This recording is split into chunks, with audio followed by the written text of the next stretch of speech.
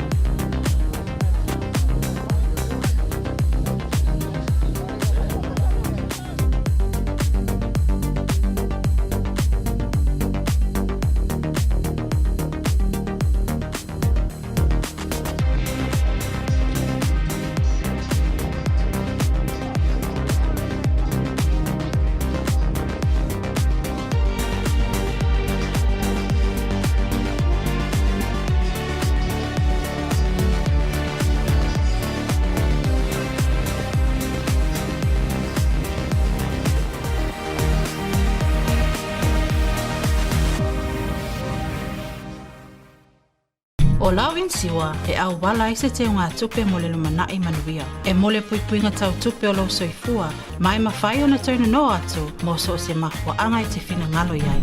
Samoa Life, le insiua mo tangata nuu o Samoa. We're here to give the opportunity to people for full-time work in New Zealand as a skilled worker, so trades, carpenter, mechanic, or anyone who's successful with the quota.